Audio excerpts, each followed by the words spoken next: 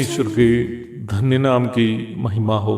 प्रभात मनन के सत्र 3012 में आप सभी का बड़े प्रेम के साथ स्वागत करता हूँ। आइए आज के मनन के लिए हम पढ़ते हैं प्रकाशित वाक्य अध्याय 14 पद 9 से लेकर 11 तक। फिर इनके बाद एक और तीसरा स्वर्गदूत बड़े शब्द से ये कहता हुआ आया, जो कोई उस पशु और उसकी मूर्ति की पूजा करे और अपने माथे या अपने हाथ पर उसकी छाप ले, वह परमेश्वर के प्रकोप की निरी मदिरा जो उसके क्रोध के कटोरे में डाली गई है पिएगा, और पवित्र स्वर्गदूतों के सामने और मेमने के सामने आग और गंधक की पीड़ा में पड़ेगा। उनकी पीड़ा का धुआं युगानुयुग उठता रहेगा। और जो उस पशु और उसकी मूर्ति की पूजा करते हैं और जो उसके नाम की छाप लेते हैं, उनको रात दिन चैन न मिलेगा।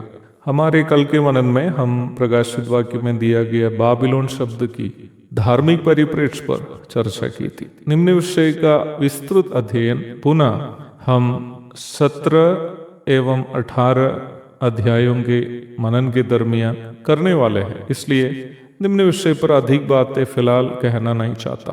प्रारंभ में पढ़ी गई पदों की ओर यदि लौट आए, वचन स्पष्ट रूप में चेता रहा है कि संसार के नकली धर्म और नकली रीति रिवाजे मनुष्य को कहा की ओर ले चल रहे हैं। शैतान और उसका प्रतिनिधि पशु की छाप जो भी इंसान अपने माथे पर या हाथ पर लेंगे और उसकी मूर्ति की पूजा करेंगे, उन पर भयानक विपत्ति आने वाली है। 10वीं पद में निम्न विपत्ति की कठोरता और 11वीं पद में उसकी निरंतरता को सूचित की गई है। 10th verse of this chapter conveys that how dreaded the calamity that is going to come upon those who reject God's salvation and receive the mark of the beast either upon their forehead or hands. Verse 11 conveys the continuity of the calamity. मत्ती 25 के 41 में हम उस डरावनी आज्ञा प्रभु की ओर से होते हुए पढ़ते हैं, है शापित लोगों, मेरे सामने से उस अनंत आग में चले जाओ जो शैतान और उसके दूतों के लिए तैयार की गई है। निम्न घटना की विस्तृत जानकारी हम प्रकाशित वाक्य 20 की 11 से लेकर 15 तक के पदों में देखते हैं। पापी मनुष्य का अंतिम न्याय तथा उसको जो दंड अनंत काल के लिए मिलने वाला है, हम वह स्पष्ट रूप में देखते हैं।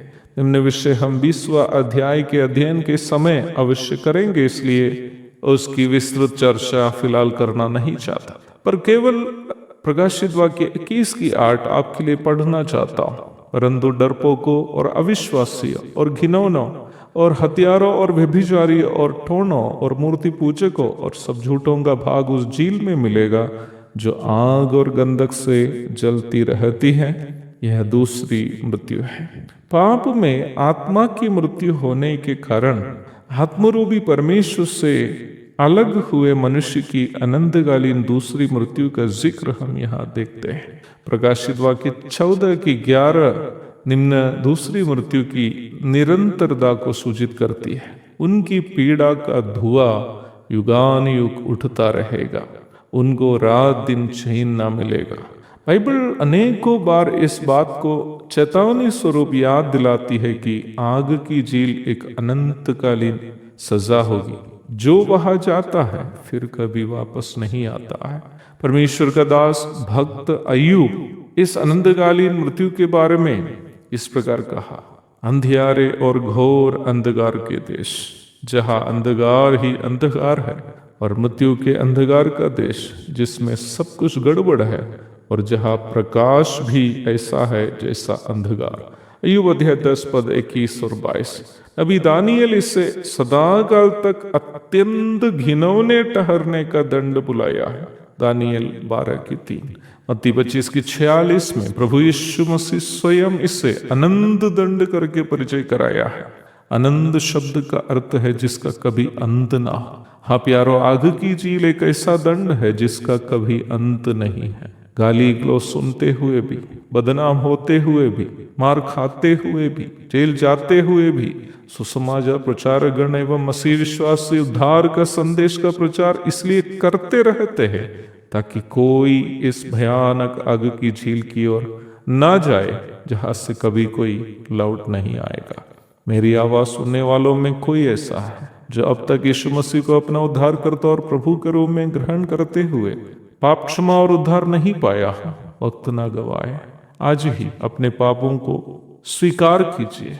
स्वीकार कीजिए कि आप एक पापी हैं और विश्वास कीजिए यीशु मसीह जो परमेश्वर का पूर्ण अवतार है, जो मनुष्य और परमेश्वर बन के जगत में जिया और वह आपके पापों के लिए मर के जी उठा है। विश्वास कीजिए कि उनकी मृत्यु और पुनरुत्थान आपके लिए थे, और वचन कहता है कि इस प्रकार यदि आप यीशु मसीह को ग्रहण करेंगे, उद्धार और अनंत जीवन आपका है। एक और शुभ दिन की धन्य कामनाओं के साथ आज का मनन मैं समाप्त करता हूँ। प्रभु आप सबको आशीष दे। आमीन।